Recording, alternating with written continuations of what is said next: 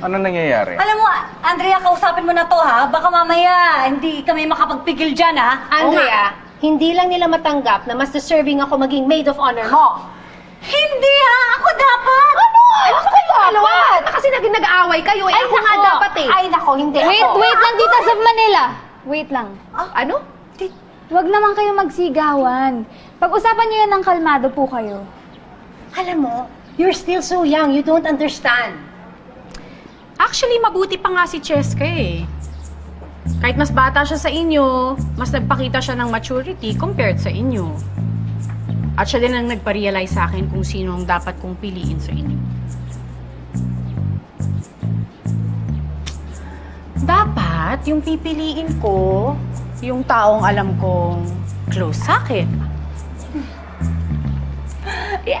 Siyempre, dapat close din siya kay Jaime. Oo, close tayo, di ba? Friendship tayo, di ba? Dapat, hindi niya ako sinistress na piliin ko siya bilang maid of honor ko. Kasi siyempre, ayoko naman ma-stress, di ba? Kasi nga ikakasal ako. At ang pinaka-importante sa lahat, dapat siya yung alam kong taong magiging malaking parte ng buhay ko. Ng buhay namin ni Jaime. I'll be there. Me too. I'll be there, girl! I'll be Hindi lang in your sa araw ng kasal namin, kundi hanggang dulo ng happy ever after. Present ako dyan. That's me. Friendship. I love you. Kaya, siya ay walang iba kundi si... Thank you. Cheska.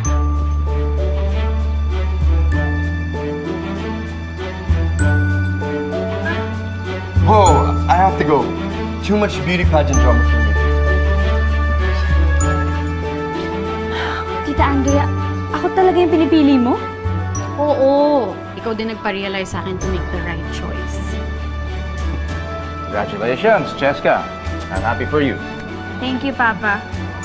Kaya lang nakakahiya. Feeling ko kasi may ibang mas deserving kaysa sa akin. Ay, hindi. Pinag-isipan ko na to ng mabuti. Kaya nga medyo natagalan bago ako makapag-decide. But I don't wanna hurt them. Ayaw naman pala niya eh. Di may second choice ka. Mamili ka na. Ay, hindi. Okay lang. Okay lang talaga. Thank you, Tita Andrea. I'm very honored to be your maid of honor. Okay, well, this is a competition and there should only be one winner, but I hope, Jaime, you don't have to explain. Talk. Ako tanggap ko na. I'm really so happy for you. You deserve it. Thank you, Tita. Boss Yami, kailangan na namin ni Alex umalis eh. We know when we're not wanted. Okay, ingat ka. Excuse me, ah. Sundan ko lang yung first at second runner-up. Sige.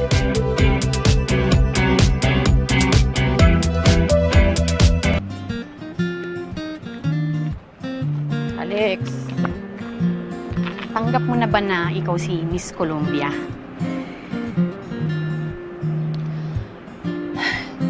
Actually, friendship. Oo naman. Kerry! Kesa naman si Lucille. Naasawa ni Lucifer. Yung pinili mo, di ba? Aba, talagang magwawala ako nun. Oo. Pero friendship, pwede bang mauna ako maglakad dun sa entourage kaysa si Rebecca? Ay, excuse me, dapat ako yung mauna. O bakit? Dapat Eto na naman tayo! Joke! Ay, naku, friendship. Salamat sa pag-intindi ninyo sa lahat-lahat. Alam nyo, hindi ko araw-araw nasasabi sa inyo to, pero mahal na mahal ko kayong mga Lucrecia kayo. Sige na nga, group hug na nga tayo. Nasa yun, habang nag-group hug tayo. Groupie! Groupie!